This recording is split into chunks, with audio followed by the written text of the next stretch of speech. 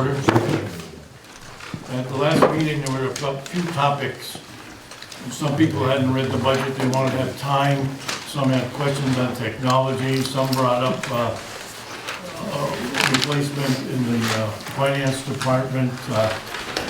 So general discussion, open up to anybody that wants to speak on any issue.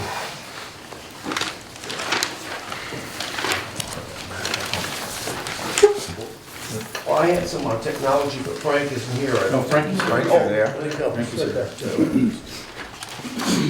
Yes, sir.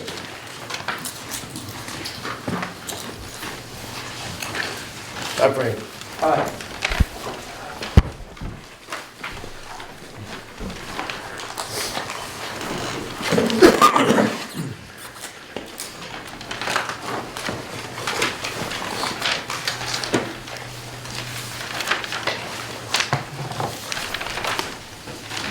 Frank. Yes. Frank, could you, on your budget, can you explain to me on that South Main, that it's up $13,650? Can you give me more information on that? Rick, do you have that? I can. Maybe software maintenance, I'm just not sure what it's pertaining to specifically.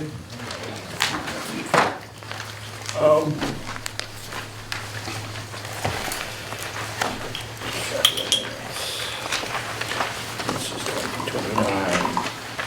That would be a combination of the increasing cost for Infinite Campus, other SU-wide programs that we use, and probably, Rick, do you know, does this include the bump up and the Infinite Visions as well?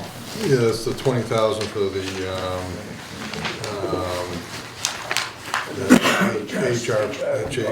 piece. Yeah. So that software that we use regularly, and the cost has gone up in many cases, and in one particular case, there's been an add-on to the program that costs extra money. Oh, can you tell me a little bit more about the add-on? Well, it was for HR, and I'm not sure what it is. It comes under my budget, but it's really not my thing. So, Ed, could you just explain what This that? was ordered and signed for before I joined the district. What it is they're expanding the support they provide to us, so we can expand the portal services out to the employees and use it more comprehensively. And I haven't had a chance to, it's not budgeted to happen until next year. But it has been, from what I've seen, Rick, I think it's already been signed off on with private. Yeah, and it's been active, it went live last April or May area for this open enrollment session that took place in June. And that's their annual maintenance package too for all of their. So what have we done prior to this year that we now need to add that to the budget this year? This is part of an annual support cost for the Tyler software package. I don't know what they did done in prior years, I wasn't here. You mean the equipment that we have now won't handle it? Is that what you, I just wanted to be. The hardware does, but the software is licensed, and we have to continue to pay that license. I believe, It's a new module within the Tyler Technology suite of programs. And that module is to provide for all the employees to do online enrollments for their benefits. In place of what used to happen in the past would be a manual function by, it was Excel, I believe, right? no, it was actually a manual function by the majority of the staff in the HR department to update that data in the software. Yeah, I don't want to belabor the point, but I guess the question that I got is this. We've added more staff than ever before. So why do we have to add this on top of the additional staff that we've added in order to do whatever needs to be done? That's my question. Are you talking about my staff? No, Okay. Staff in general. yeah, Human Resources has also expanded what we needed to do. There are new regulations around Affordable Care Act and reporting we have to do on, there's new tax reporting that has to go on for benefits. There's just a whole, like everywhere else, there's a whole new slew of government regulations that require hands-on to do that. I have 2 people who handle a payroll for 3,000 people, plus all the benefits for 3,000 people. That's not an adequate number. They have not had a vacation or time off. They all work well over their 8-hour days, as most of the staff do, and in a lot of other departments, they're in first thing and out first thing. My team is working overtime. They're exhausted, and if you don't provide them resources, we're gonna have a major problem. And if we miss a payroll by a day, we pay a double payroll for that period. go ahead, Jim. I guess I'd like to give you the opportunity to restate the number 3,000. That seems off by a Well, I'm factor. just ballparking the number of employees. It's nowhere near 3,000. You know what it Oh, is? I was thinking students, I'm sorry. Okay, that's correct. Yeah, I'll restate that. Well, how many employees do we have? Close to 500, I think. Okay, thank you. Going back, another, I've got just 3 or 4 questions here. I wanted to know, I noticed in the salaries, it's up $46,585. In what department are you talking about? Is that technology? Technology. Can There was an adjustment last year to address some of the inconsistencies based on, market, the market in the private sector, but even more importantly in the education sector. And Ed and I've been looking at that again this year, when we put, so part of that is an adjustment pool that was voted on last year. It was in the adjustment line in last year's budget, so that, because you added it to the salaries for this year, now, or you added it, it wasn't in the line item this year, so in next year's budget, what was in the salary adjustment pool is now in the salary pool for that proposed budget, so it was probably in 2 different line items in this year's budget. That's one of the reasons for that increase. So then we're basically showing about a 20% increase in that, with that in there. Is that right? There's also the additional technician that we approved a couple months ago at the SVSU board meeting. So with that extra person, we're actually at we're at the same number of people that were in the department when I joined the department. So we had fluctuated a few over the last few years. One person's come and gone. Some of that has been contracted services. If a person left, they get shifted to contracted services. But regardless, the increase there, George, is exactly what Jim had said, plus the addition of that other regular employee. I don't want to monopolize this. If there's other questions, I've got more than I want to go, but somebody else. I'd like to ask this. How much of this year's adjustment pool was given out and to how many people? This year's adjustment pool, you mean the one that we're in right now? Yes. This year. It was spread across just about everybody to get, some things were way out of line, and other positions weren't so much out of line. So everyone wasn't adjusted, but that only includes a couple of people. Some of the people who were way out of line, they got a larger adjustment. But it still comes up pretty short when you compare it to everybody else in the world.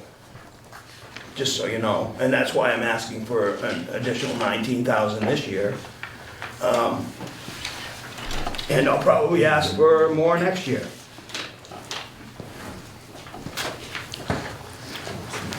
Frank, you said 19,000?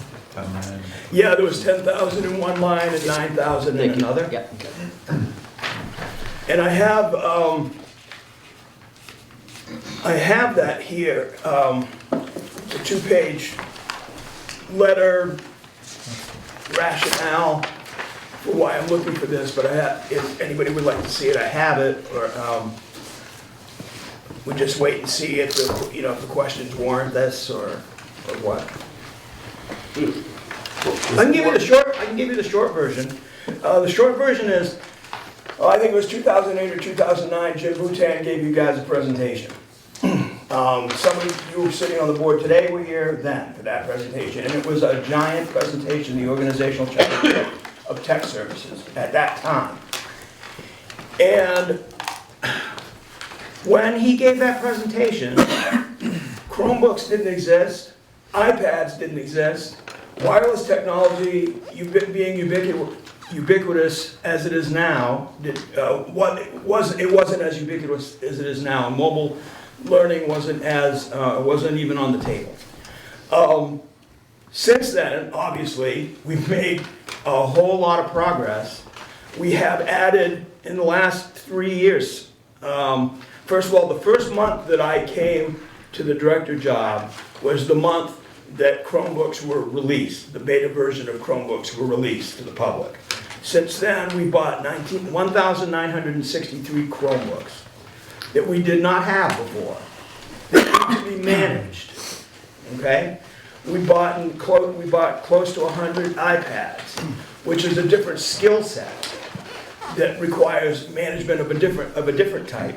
We've added, and I'll give this to you all so you can have it for your reference anyway, 20 different areas of data management, which includes things such as the GCN tutorials that are done online and needs to be managed by my department. This is an annual compliance thing that we have to do, the SBAC testing, the K-12 alert system, virtual software, the SNAP program for the nurses, and there's 20 things listed, and that's not even all the things that we manage.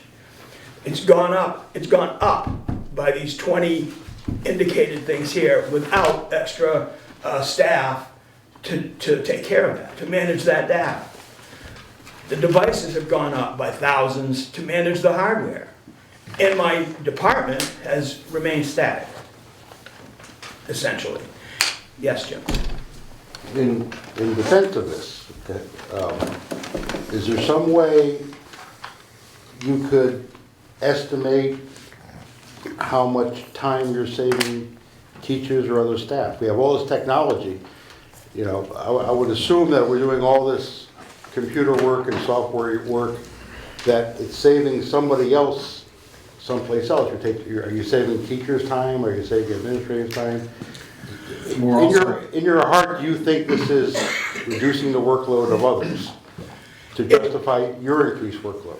It can reduce workload if somebody wants to look at it in that fashion, and it doesn't necessarily. The way you really need to look at this is, If it I doesn't, counted on my fingers and toes until the abacus came along, okay? Yeah.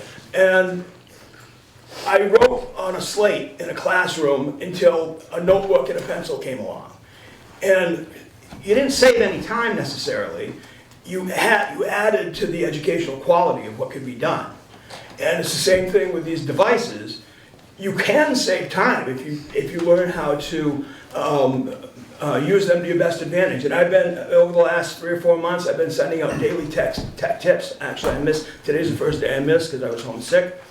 But tech tips out to all the teachers to be able to manage their devices much easier, to get more out of them.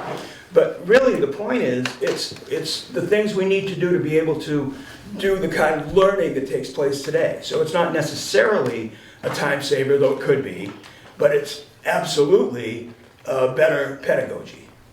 Better what? Better teaching and learning practice. And I would say that's what we wanted. We wanted to be able to use the technology, to have them look at it enough to be able to be efficient with the characteristics of the students' learning, so that we can say what we need to make changes in. And so we're putting it out there with the data that everybody's supposed to be looking at in terms of what the results are, and then we should be showing progress some kind of way. Not necessarily in the area of not having somebody available, but the technology is making more data available for us to look at, the means of interpreting the results of the teaching so that we can be more efficient with that, improve it rather, is what's supposed to be happening. So what I was going for, and I was just kind of yes or no, does all this technology lighten the workload of teachers? No. The teachers, okay, the teachers who are using it, yes. It makes it can, and it's an individual teacher thing. Okay, and the sub-question there is classroom size, which is, it's my campaign is to, Oh. okay, is if a teacher's workload is lightened by technology, can she maybe add one more student? Or does it make it possible for a teacher to teach more students? Let me give you this example. As a former English teacher, and actually still do that every now and then, if I were in the classroom today, or when I was in the classroom, say 10 years ago, my students would submit their writing, and I'd read it, and I'd write it, mark it up, and I'd comment on it. It's not just okay, A, C+, whatever. You give feedback, and then they do it again. Okay. Today, I would have my students write their essays on a Chromebook, which I can, if I want to, watch them do it on a different Chromebook and give them feedback on the spot. I still got to give the feedback. I still have to do all that stuff, but I don't have to write by hand, which is good. Or I could give them an audio note. I could have, I could talk into the machine and have them hear my voice, which is actually good brain practice. So whether I'm doing that for 20 kids or 30 kids, it's still going to take up, time. But the advantage is to be able to do it in real time, or for them to be able to share their work with other students and get feedback from those other students before it gets to me. So maybe I only have to look at it once instead of twice. Yeah, you can say that it's possible to save some time. Well, the context here is the budget, so Yep. I'm just brainstorming Yep. some ideas of how we can possibly save money or should be saving money. Thank you. Yep. I'm skipping all over here, but I want to Okay. get these out of the way.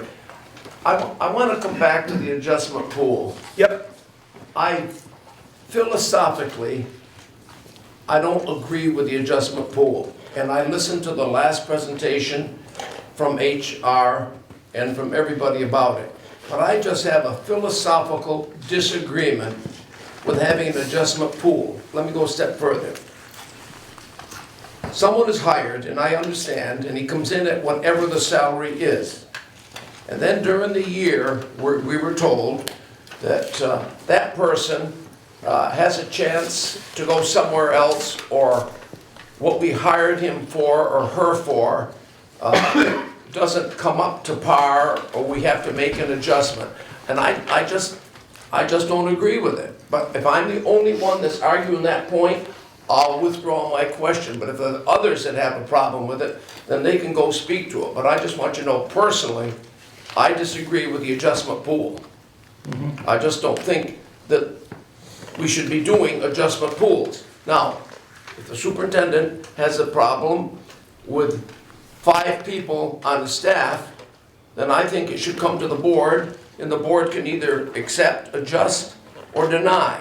But I don't like the idea of having an adjustment pool to dole out to wherever for whatever. But that's just my personal opinion. And if I'm alone with it, and I'm the only one that wants to speak to it, I'll withdraw and not belabor the point. But I just want you to know, I don't like it. I'm gonna say, the example you gave wasn't an example of what the adjustment pool was supposed to be. When we, Well, that's what we were told at the last meeting. when we told the HR director to get these job descriptions and the people requirements in place and in line, and set up a structure to make sure we were being fair to everybody, And there were some that wasn't getting conversated the way they should have and we said we need to put the money in there, get the job descriptions right, and then let's do them one section at a time and conversate them the way they supposed to be and level fund the things after that. That's what that's supposed to be. It's not supposed to be bring somebody in and then look at them and says, well, I'm gonna take some money and if you're gonna go somewhere else and put you in, you're misusing it. Well, I don't mean, I don't even want to infer it was being misused. I'm just against the process that we've got set up for that. But that's the only way we were gonna get everybody on level ground. And But that's what, now it's become a part of the budget, and we continue to carry it. well, it should only happen, that pool really should have been happening 1 year once all those job descriptions got in place and straighten everybody out, and then it would have been level, a increment raise for that area.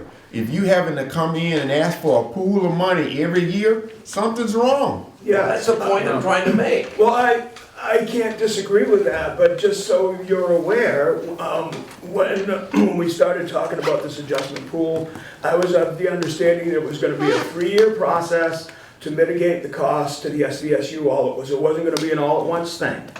The adjustments that we made last year went a long way in getting us towards where people should be paid, but it's still far short in many instances. And it did go When I with started- reclassification of people and reworking of job descriptions. That was all part of it. It wasn't just, Yes. doled out to that. And that, it is a multi-year project to get to that. We're not done with it. So if you don't put the money into a pool somewhere for it, you're gonna have to find it somewhere in the budget to continue the project or dismantle the project. I'd happily put 60,000 in here right now and be done with it. No, well, somebody should have said, this is a 3-year problem, we're gonna put 20 in this year, 20 in this year, and next year. They should, and that's the answer, and you wouldn't be getting all these questions out here. Jim? As far as format for this meeting, are we allowed to vote a line in or out? So I would suggest that if someone would like this, that we just end the conversation, call a question, not a question I yet. think you could make a motion to remove a line from a budget, yes. So I would suggest to, Well, my learned colleague George, just to make a motion and we'll vote on it. Well, no, because I'm just asking for an explanation of what it is. But the point is, I never heard until tonight that it was a 3-year project. I'd like someone to show me where that ever appeared, any discussion on any film or in any minutes that said that that was a 3-year project. But I believe Richard- $27 million budget, this is a small item, and I think we should either I do think we're at it. $39,000 is what's in the budget. So it's $39,000, and we can either say yes or no and end it. Well, I just found the tech department and the HR department, the other ones seem to have eliminated the pool out of their budgets. Because some of them were done last year. So that's the But right answer. now, there's only 20,000 in the budget for the pool. 39. 39. Really? Where else beside HR and, I have 10. there's 30? I had 10. No, yours is out. Oh, I thought you said. There's 2 techs. So what's gone? 110 and 19 on page. I got HR 10. Page A total of Page 19 8, for me. page 2 and page. Frank, have you ever gone over your budget? Can we just go over the budget just a little bit? Okay. Well, we just didn't Well- understand. Somebody did. I believe there's 10,000 in HR, 10,000 in finance, and 19,000 in technology. Somewhere like that. 19, there's 2 lines, then, okay. There's 10 on page 2 and 9 on page 8. See, That's what I based don't on- understand, coming from George, is that, I know for a fact, when I was working in Williamstown, there were several teachers that left this district for money and went somewhere else. And you just hired new people to take their place.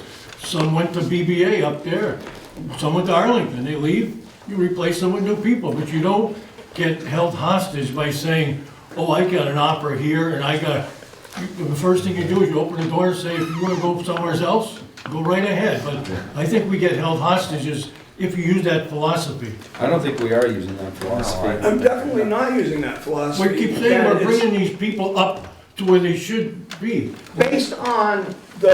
HR does Unfortunately, I don't have that. statistical data on what the position pays like in other, in other school districts or in like like, type jobs and makes recommendations.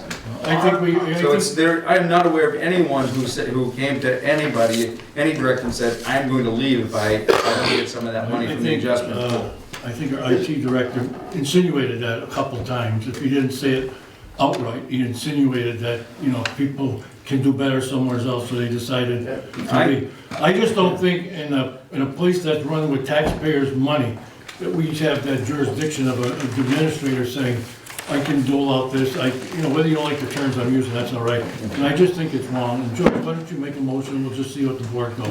But it's not the administrator doing it, this was the. Well, I have never seen it. This is one thing I wrote down here. If this thing would pass, I would hope from now on that the administrator would come in and say, I want to take 5,000 out of the pool for this person, for this reason.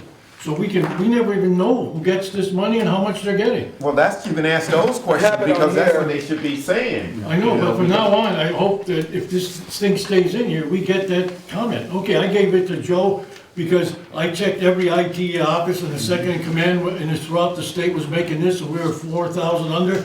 So I decided that we should bring that salary up. I agree with But that. they're getting that from HR now, they're getting the value and the job description coming from HR, the money's just going in this department.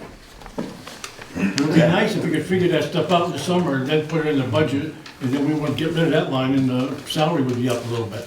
Okay, can I ask the superintendent a question? I've sat in meetings here last year, or maybe executive session, where you said, this person's doing a great job, they're underpaid, I'd like to give them a raise, and we discussed it, and we did. Now, isn't that possible with all these people, for you just to come to us at the point in time and say, give them a raise? Yeah, as long as it's accompanied by an updated job description that has a salary range that goes with it, that we can back up with data that, shows that that's right. So the question for Ed then is, salary. as far as, we're not locked into these salary ranges aren't locked in yet. We want to get them locked in, right? May I share some information then based on, Ed and I did some market research, and the other people doing the same jobs in the state of Vermont, the state average for a technician is $44,076. The state average for our technicians is $34,598, $10,000 less, 25% less. Wait a minute, I'm not finished. Systems administrators, that's the chief, the guys that are keeping all of this stuff running. The state average for those guys is $65,890, and our average is $47,814. This is not right or fair, and it's not the way to run business if you want to keep people loyal like they do, working their Saturdays, working till midnight, coming in at 4 in the morning to keep 2,000 more devices running, to keep 20 more software programs going. With this, this is, I'm sorry, I'm hot under the collar here, this is ridiculous.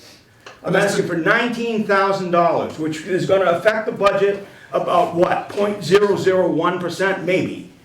So, where I'm coming from. My apologies for That's fine. getting hot. Is that if there's something that human resources can do, just to change the range, and then we're done. That's What's supposed to be happening, that's what I'm confused That's what about. we're trying to do. If it's that category, if it's that quantitative, okay, you just can't change the job check?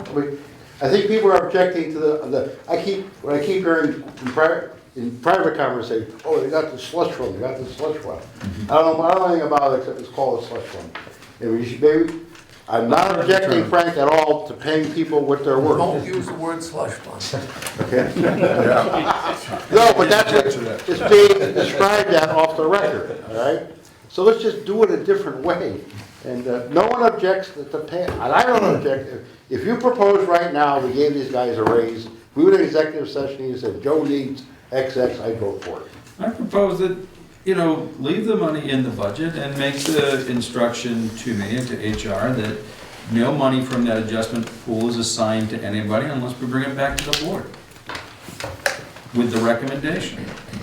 Fine. I'll move that, because that's what's supposed to happen, and that's what Joy was doing before, bringing those things to us in the private first before they took place. Because we don't leave the pools in, we're gonna steal from somewhere else to make those adjustments. Leave the pool in, but put the restriction there that No adjustments are made. The director makes a recommendation, HR does the research, and comes with a new job description with the range and a recommendation for the placement of that person within the range. That's the procedure, and I'll move that. That's that motion. That's the procedure. That's what we I have. make that motion for the whole organization. I know that's what Ed's working on. Yeah. That we look at, you say, well, this job's a 22, and we all know what 22 pays, between 30. We achieved it last year with benefits, by and large. That's where we concentrated last year, on unifying the offering of benefits, consolidating down the number of packages that we offered. And now we gotta continue the same with the salaries. And in 5 years from now, when a job is a grade 22 with a certain range, and Frank thinks it's underpaid, he comes forward to moving the job to the next grade level. Absolutely. So it's a lot simpler. Can we get a Another second part to of the this- motion? I'll second it. Another part of this is you have to keep those ranges realistic, so every year we're gonna look at them, Yeah, and they may need to be adjusted every couple of years just to keep them within. they have to reach, yeah. And we have a personnel subcommittee of this committee, and that's where it should start. So you've been moved and seconded, my man. Let's move this. Yeah, but let's see more discussion. Yeah, I'll just say, I had talked to Jim about the adjustment pool, I had mentioned it something too. I said, it looks like we're just putting money in there that we can't track.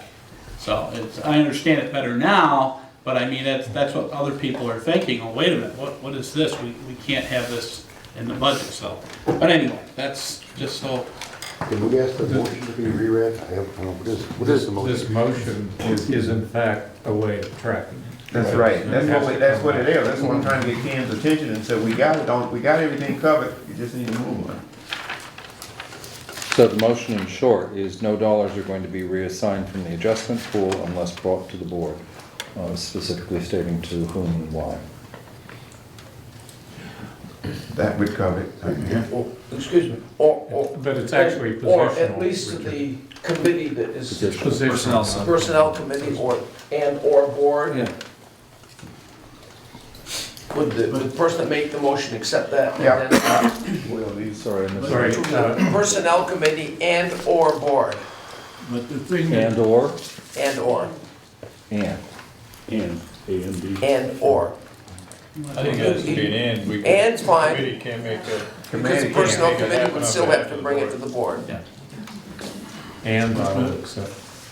the thing that bothers me is when they mention about everybody else making all these money. I guarantee you go to Reedsboro or Stanford, you go up to the Northeast Kingdom or Vermont, we're paying much better than those places there.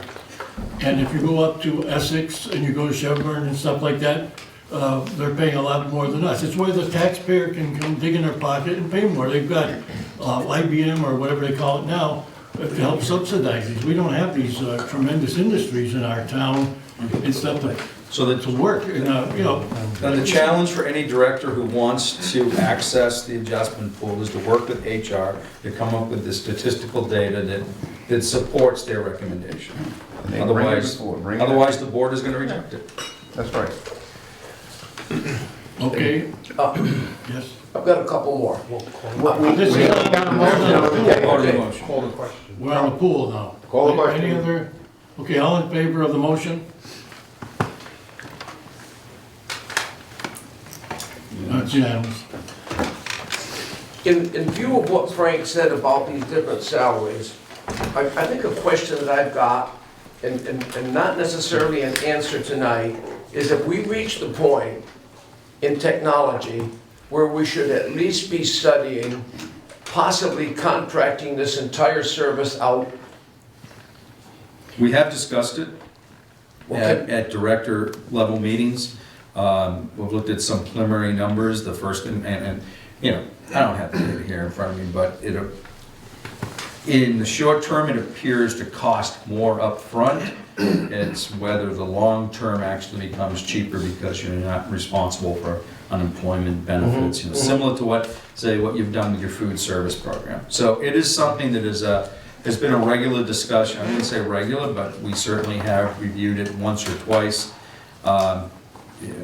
If the board wishes, we certainly could come back and get a proposal at some date of from a vendor, what that number would look like, but, there are losses with that too. It's not just about money, that, I'm amazed at what Frank's staff does, there's a server's gone down, they're there on a Sunday swapping it out, and there are holidays, they're swapping up, I'll work the holiday and take another day off somewhere else because they're gonna do a switch out when no one else is using the system and all of that.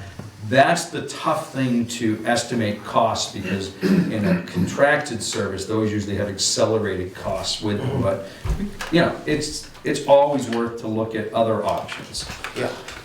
As a matter of perspective, the technology budget is about 5% of the total supervision union expenditures. So it's bigger fish to fry maybe. In this day and age, that's actually, and how much, technology is in our classrooms and schools, that's a surprisingly low number. Yeah. So we get a lot of bang for the buck. I was trying to help them with the. Hear that, Frank? I did, I heard that. You're- Richard's you're- writing it down right now, I'll read it later. But Jim, that is something that you will, Yeah, we've had the discussion, and we'll keep that, we'll revisit it. okay? I'll go to HR.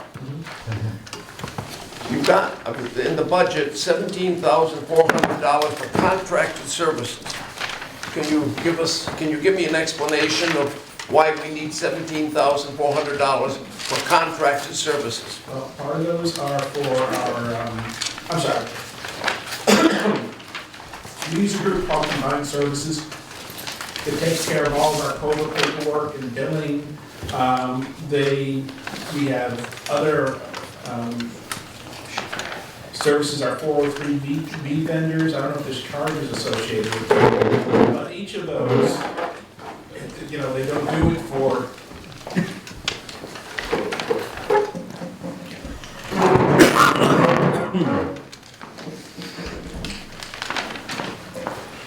So the combined services support the necessary work, the mandated work that we have to do in terms of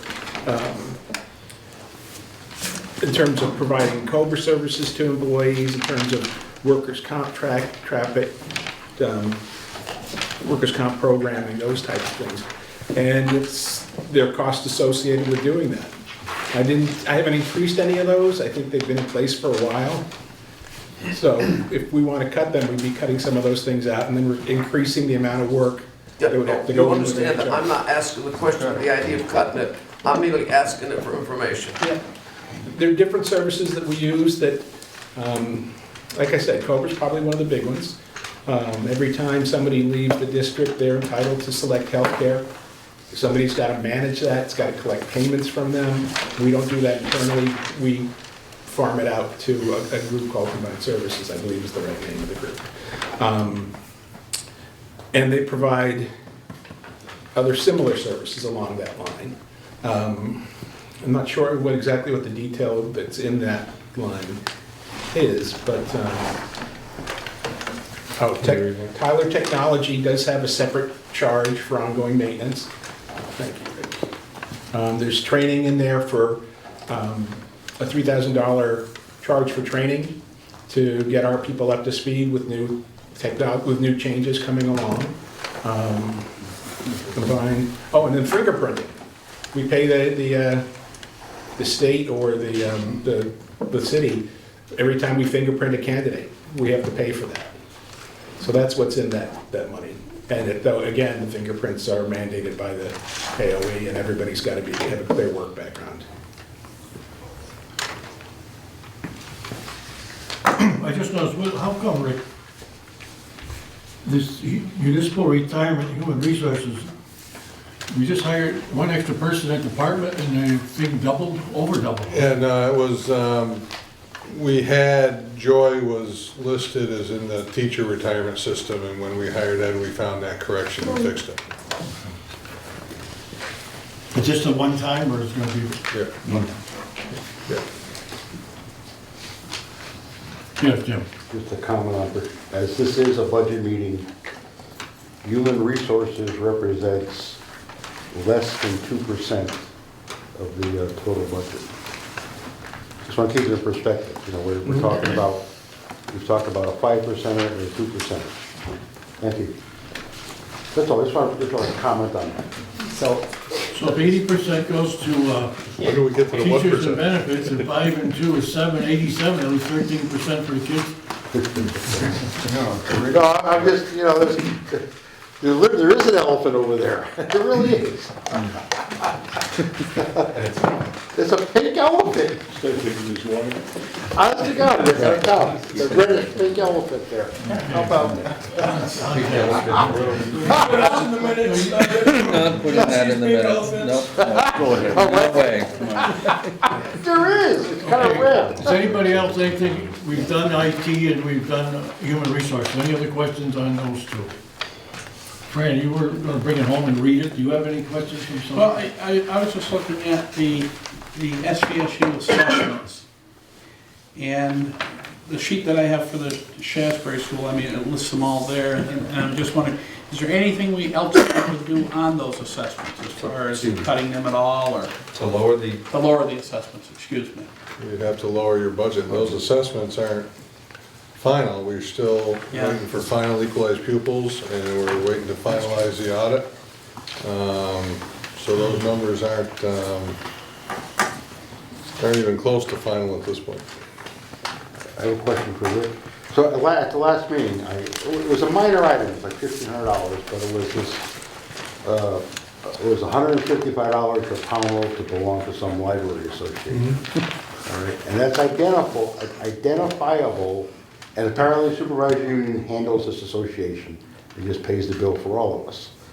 So, and to answer to my question, you said Pownell wasn't assessed $155. That $1,500 went into the pupil pool, and it was in that mumbo jumbo, equalized students and stuff, and it came out to a different number. So we weren't charged exactly what our cost was. Why? If you can identify, and this goes to the bus issue that everybody in town was crazy when they saw how it happened. If it's identifiable, clearly identifiable, but the cost to Pownell was $155. Now, I don't know if we save money or lose money on your calculation, but why not just charge us $155? As statute, I believe, Okay. Title 16, You answered the question, thank you. 301 says that we are to assess out all supervisory union costs based on a proportionate share of student population. Even though it's clearly identifiable as. So if Pownell I has. largely paraphrase, but I'm pretty close to statute. Unless we change it to a different basis. Unless what? Unless agreed otherwise. Yeah. Because with North Bennington, we went through a lot of what they really spend and don't spend type of thing. And this is a small, it's not a number worth arguing over, but just it makes the point as to it's a little bit unusual, a little bit difficult to swallow sometimes. Jim, you got a percentage on what that is with the budget? Yeah, what's that $170 bill on our budget? Probably less than 1% now. I should have asked, because I'm gonna get it, Ready, George? 0.003%. So 0.003% of the budget. No, but it's the principle. yeah, because we went through such heck on the bus thing, and then we ended up, paying 40% more than we expected because of the. That's not true. Well, something like that. That's not true. Well, that's what Cindy's telling me. That's not true. Okay, Okay. anything else to come before the board on anything in the budget? It's a special meeting all about the budget. I have a wild idea. My wild idea is, okay, and Rick, I don't know what the number is, but salaries in general, okay, and benefits and health care and accrued vacation, all that kind of stuff. Rick throws out the number, I think 80%. We're showing here about, on one of his, one pie chart, about $15 million. And we look at my 0.0003% issue and $19,000 over here, something over there. And Bennington is worried again about not passing it. This has a wild, step out of the box and look at it. Is there any interest in discussing doing a 3, 4, 5 year cap on total gross salaries. And here's the example. We have 10 million, we tell the superintendent, you have $10 million to spend on salaries over the next 5 years. And, which means if we have attrition with teachers with retirements and we don't replace them, and we mix it, we're more efficient and people work harder, they still get to split the $10 million amongst fewer people. So we have the idea of, as Leon mentioned, even, what's the word you used? Flat budget, equal budget? Me? I spoke to that tonight. Well, you used the word, you used the word before, but equal budget, just level budget. Level budget. You level budget the total number. Level service or level funded? How much we spend, okay? And you could grant it, you can cover it with grant, you can do all kinds of things, okay? And we serve both the taxpayers and the teachers, okay? You have said in defense of the teachers, and I don't disagree, that we're not paying them enough, all right? And good teachers, I know a couple teachers in Powell, I would like to pay them twice if I could. I can't stand with them, can't give motivational raises, okay, because of contracts. So is there any support, because this has gone from, and there's all kinds of reasons, from 18, since I've been sitting at this meeting for 3 years now, or 4 years, it's gone from 18 million to 26 million, including grant money, all right? That's an $8 million increase. And what we do is we pick at the edges of it, you know, a couple $100 here, 9,000. So, Jim, if I could, what you propose certainly has merit, and it could motivate. But when most of our employees are contracted, you know, through Yeah, negotiations, no, but, go ahead. we would, and spread over multiple school districts, I don't see how, unless we have unusual agreement and the ability to reopen a contract and renegotiate, I don't Raises, see it happen. contracts go up, raises go up, Can't number do of it. employees go up. What the government wants, the Vermont government wants is less employees. And they're afraid that, they're elephant in the room. I heard the Secretary of Education say that we could, you know, They're all Vermont afraid to teachers actually say that, okay? is the second lowest average salary for teachers in New England, and her comments were we could pay them more if we had less. If we could do it. Statistically, we The have more concept is teachers than we need, this. and we have to come up with clever ways, technology, that's what I was trying to get at, technology. And we spend twice on technology, we can more than compensate it with reduced workforce. Jim, yeah, I think it has merit, but I don't think you can, that this board can commit future boards to what you're saying. I mean, we read an MAU education committee prior to this meeting here in this room at 5 o'clock. And just the discussion on class size alone bogs the meeting down. And everyone has a different idea of what is the right class size, and it's not universal, and it's not universal by subject or by area and by student needs. So it is well beyond what we can discuss here in a budget because there's so many players. So and you know, Act 46 is going to play a fact in all of that too. I mean, it's all further discussion that we have to have. But I don't see any mechanism that we could put in place to achieve that goal under the current configuration with, you know, we are unified on our teacher contract, yes, but we're not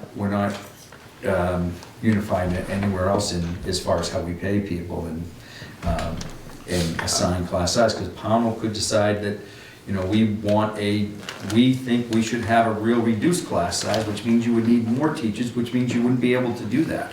And Shaftesbury could say that, well, we're willing to go up on our class size, so we're going to go with less teachers. So then how do you do the savings? No, but the supervisory union to start with, and then I'll get Powell to do the same. Okay, you can get Shaftesbury, you know, Mr. Durfee, or MAU, you get to do the same. But I spent a lot of time lately researching this class size thing, and it's a nebulous concept, okay? Pownell is the best elementary school in the state of Vermont. It's a great, I just love Pownell. When you compare to everybody else. Huh? So, I'm saying that we keep saying that, and every time we bring the statistics out and we show everything, all the other districts and so forth, I think Pownell is in line with everybody else. Now, I'm just trying to make sure that it's okay to believe that because you're from there, But these other districts are doing good jobs out here as well, and you look at the data for all of them. I'll back off on that. I'll be glad to, let's have coffee in the morning and we'll talk about it. Okay. Powell has, And we'll invite George. Powell has 13 teachers, another 15 teachers that do a lot, and they all, and the kids are moving around all day, and it's not like the kids go into one class and stay with one teacher all day. They have a psychologist, they have physical ed, they have the music, which is all great. And then as far as we have an extra, Powell pays for an extra math teacher. And certain kids go there at certain times to help, and the math students are divvied up by classes by. We all do that, we all do that. I'll do that, so, what I'm saying. But it's all good. I'm saying getting the class size is almost incalculable. So does this mean you're ready to vote on the budget? Yeah. Okay, one more thing, and then I'll stop. Just to give you a warning. At the first meeting in March, after the new board is formed, I'm going to suggest we set the budget in one session, and we set the budget at a flat number for supervisor union, the superintendent, and Mr. Pembroke, and everybody else has all year to back it in and calculate the raises in. And then when all these resignations come through, they can say that we really need this person replaced. But I'm going to make that motion at the March meeting. Dave, You might not even get a second to that motion. You started this, making your point by saying that the budget had increased from 18 to 26 million? Yeah. So you're talking about the SU budget? Supervisor union. Yeah, okay. And, I mean, we know that the 80% that is salaries and benefits is largely driven, the SU budget piece of it is largely driven by special ed. Yes. We don't have, I mean, we can't really do very much in setting the cap. It would be, you know, might sound nice, but. plus they had, effectively, 2 million for the we can't busing really- this year, they threw busing into that account, which they didn't have before, so that brings it up. But The our 3-year-olds, our special ed team, it all goes back to the contract with the, if special ed had a cap, and I think, you know, this 20 million number, whatever the number is, 15 million, is, I think within that budget, they can get it down, and it's a matter of managing it.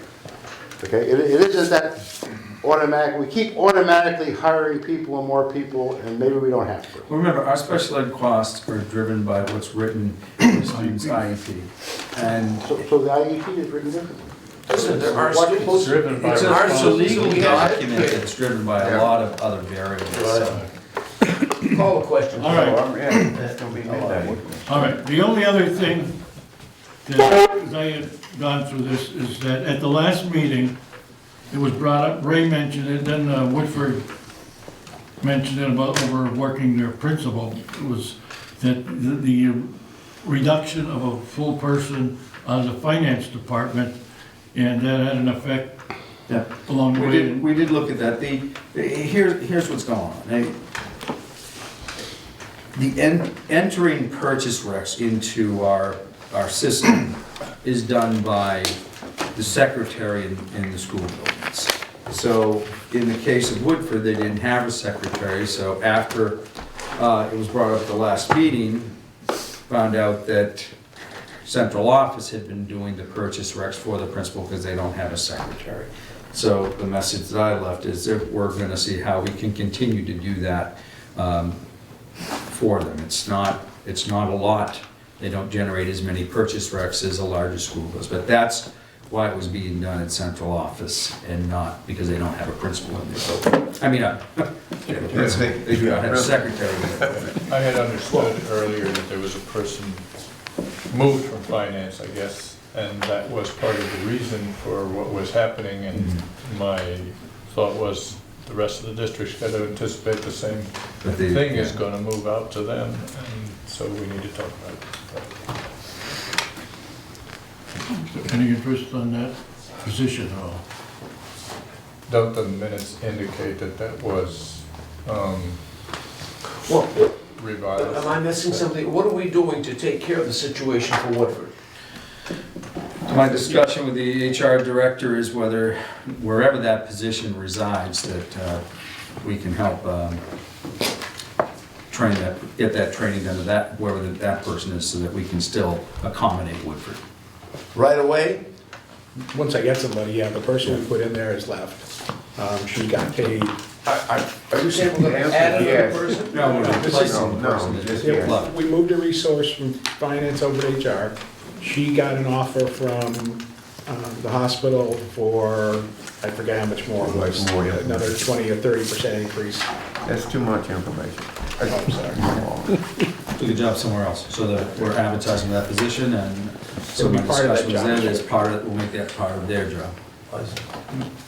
No, Yeah, I just, at central office today, we hired another new person for a receptionist. Because the receptionist took the position doing Medicaid. Medicaid, because that person retired. So it was really moving, not an increase in the position. Hence the ring the bell. Any other items you want to bring up here?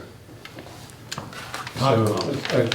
Yes, Just a follow-up on that. Is, last week, Rick said that the extra position, there is no extra position in finance. No. He had talked about it, the minutes reflect that at that particular meeting, which was the first meeting of the budget committee, that the budget committee said to leave it in until we saw what the budget looked like. And it's still our opinion that we're gonna leave it out of the budget. I'd like to, I mean, Yes. I don't want to speak to it as an extra position, because I don't think it is an extra position. Sorry, I lost an FTE that, you know, in a very valuable position is putting stress on my department. The finance committee asked me to leave that in. I was told I couldn't by the superintendent, so it is not in the budget. Okay. Well, So I guess the question is, does the board want to well, where are we say right now? Are we down one, up one, where are We we have with the that? exact amount of employees that we've always had at central office, and moved that position, as I said last time, from, My staff is down one, HR is up one, it's a net zero. What's the total I disagree with What's the that, total? but it's, for central office? the position was doing, I don't know. also is doing payroll, which is an HR function, they're doing it from finance, so the person now resides in HR. 27, 30, central office probably, somewhere in that ballpark. So, as Ray mentioned, anybody interested in establishing a half-time position or What would we have to do? for the finance department, since they lost a full position? No, they didn't. And you said they're stretched. Yeah, but I would let that come. That I would really let should that come from the back superintendent's Yeah, recommendation. We shouldn't be sitting here for that. Let him come out with it. Superintendent response. Anything else? Do we have a motion then to, by the way, is this the number that you gave last week, 8.74, still the number, or was there any changes in the last week? There's no changes from last week. Everybody understand that the net increase is gonna be 8.74%, right? He gave us the sheet. And one more thing to say, and if I couldn't find a place, I'll say it now. where's that? He gave us this, the cover sheet on the budget. Oh, yeah. This is just One more comment, go ahead, Jim. Okay. Like taxes on this guy. Okay. This is euphemisms. I just want to go on a record that throughout the budget discussion, these documents, that they keep using the word cost shifting, and that's really a loss of grant funding. That's true. Another thing is they keep using throughout these documents to justify an increase as inflation, and inflation is just a euphemism for a salary increase, whether it's contractual or not. It's not inflation, it's a salary increase, and we'd be better serving the public if we refer to it as a salary increase. And then, it's a pet peeve with Mr. Pembroke. Throughout these documents, we refer to a resource room, which is a euphemism, and it's apparently, the superintendent has a neat way of explaining how it's really bad. Okay, the resource room really should be a special education apparently the resource room was when they separated the special ed kids, so we're both misleading the public and we're not complying with federal law. So, that's enough for tonight. I think everybody- I just want to mention that we should probably be more careful with our language going forward. I think everybody in education knows what a resource room is. No, but it's, Mr. Superintendent, please explain what's wrong with it. About inclusive and exclusive. I guess I don't really understand your question right now, but you're asking me to explain what a resource room is? No, from what I understand from the superintendent, to remind him, is that in the past, special ed kids, and Wendy would, they were outside the classroom, and they went to a resource They were room. sent to a resource. And now they're in the classroom, and we shouldn't be using the word resource room anymore. Well, we want to put them in the least restrictive environment, so Yeah. they're, But the term resource room is held over from a different area. a different era, and it's no longer applicable to the current state. Okay, someone want to make a motion?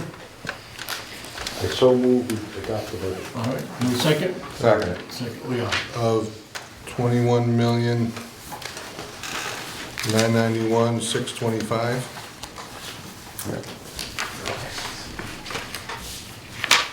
Is that the budget you're moving to adopt? Yes. Aren't we actually adopting the Reflect on whole this front 26 page anywhere, is that million? number? No, the grants, you talking to grants? Well, I mean, to spend the grant money, don't we have to adopt the No, whole? you actually take action on that in the spring after you get awarded that grant money We actually know the actual amount. to apply for those grants. So you just stated the amount for that motion, that's all. Okay. Well, Okay. I'm just asking the question if that's what the motion was. That's what it was. Okay. We was thinking it was. We have a motion and a second on 21.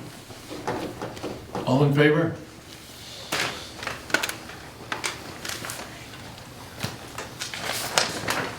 Against? Abstain?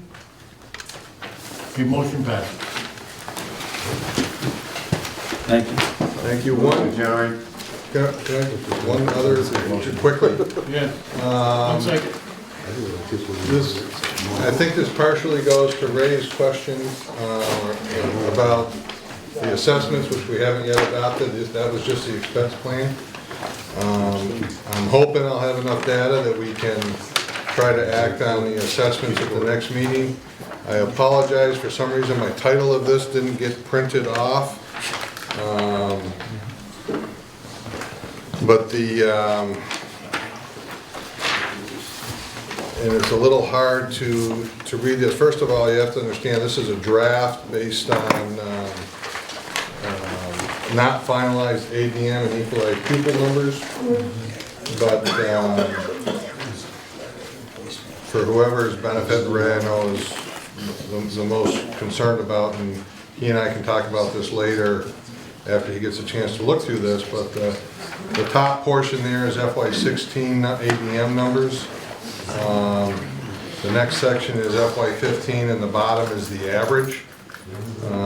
If you switch from equalized pupils to ADM, which ADM are you using? Are you going to use an average? You're going to use this year's, last year's? And all of this is done for next year's expenses. So you'll see there in the percentages that the ADM numbers in the first column, and I'm just looking at banking because they're on the top, they're 60% for this year's ADM, they're 60% for the 2-year average ADM. Skip over 2 columns and forget that difference for a second. That is the equalized pupil number, they're 60% there, and for the single year equalized pupil and 60% for the dual equalized pupil. Third column over, Ray, which I think is where you're really trying to get to. If you isolate out the early childhood program and don't do the pre-K through 3rd grade, those are your columns, or those are your percentages there, 60 as well. And the one caveat that I want everyone to understand is the reason we structured, what we currently do is We are currently doing the middle column, the equalized pupils, which is averaged over the 2 years. And the reason we do that is because you get your early ed grant. Not that it's a lot of money, but everybody gets an early ed grant. And that is calculated by the state by that same population of pre-K to grade 3. So we were keeping those streams consistent. I was hoping to do this with final numbers, that's why I was kind of holding off, but I knew you probably would be anxious to see something, so these are the current data that I have that are not final yet. Am I close, Ray? I'm lost in figuring out what it means at the moment. I don't know, I'll have to look at it. Okay. I move we adjourn again. Second? Second? All in favor? Yeah. Adjourn?